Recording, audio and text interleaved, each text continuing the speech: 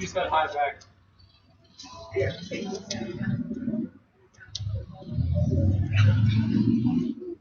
guys, welcome to Petroleum with Paloma Nava, Ashley S.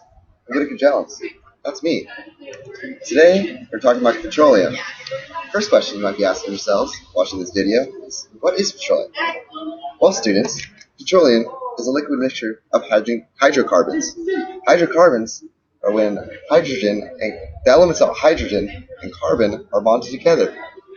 Petroleum is considered a crude oil, but it's also technically considered a natural gas too, based on how it's formed. Uh, Petroleum is used for heating, cooking, transportation, and asphalt.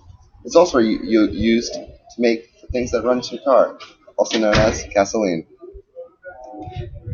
So, how does it form? First, plants and animals die, and they're buried in the ocean. And then more plants and animals die, and they start to layer up and go down deep into the rocks, about 1 to 2 miles below the surface. Those animals and plants decompose, and they form kerogen, which is this substance. It's just this intermediate substance between the dead plants and oil. And then the oil is formed at 110 degrees Celsius when the kerogen is heated, and under even hotter conditions, natural gas will form. Then, to extract the oil, the pressure rises as more oil forms, and that oil begins to rise through the surface and seep between all of the pores in the rocks. However, it eventually forms a reservoir when the oil can no longer reach the surface because it reaches an impermeable rock and cannot go through. And that's when humans begin to extract it. There are two types of extraction: primary extraction, which you drill into the oil pocket and the oil rises, and secondary extraction, where you inject solvents, water, or steam to build up the pressure so that the rest of the oil, about 2/3 of it, can also rise. Petroleum is located in oil reserves in Saudi Arabia, Iran, and also a place called the Arctic National Wildlife, located in Alaska. However, we're not sure exactly how much is located in the Arctic National Wildlife because we haven't officially drilled there yet, because it's to say the least, it's a very controversial topic. You can research that more on your own time. But petroleum is also located in natural gas reserves, mostly in Russia. Here you see the map that we have on the screen. That is a map of Iran and all of the pipelines running through Iran. You can see just how much oil runs that country from there. So what is peak oil?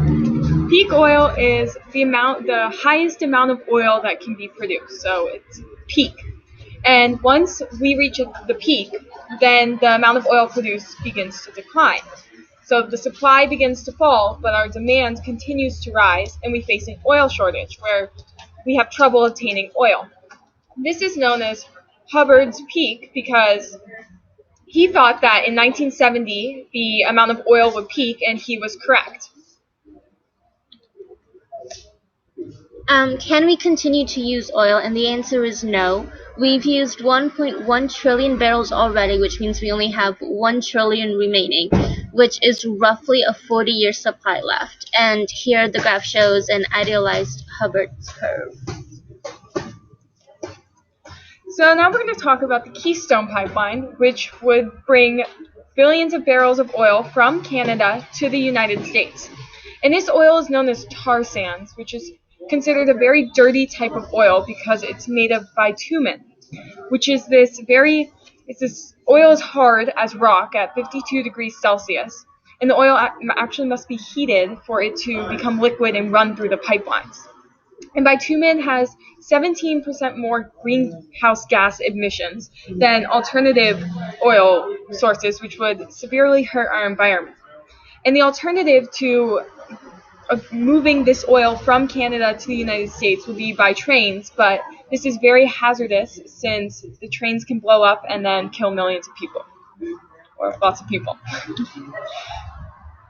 So this is just a quick outline summary of all we've discussed. You don't have to write it down, but if you feel like it'll be helpful, feel free to pause the video now.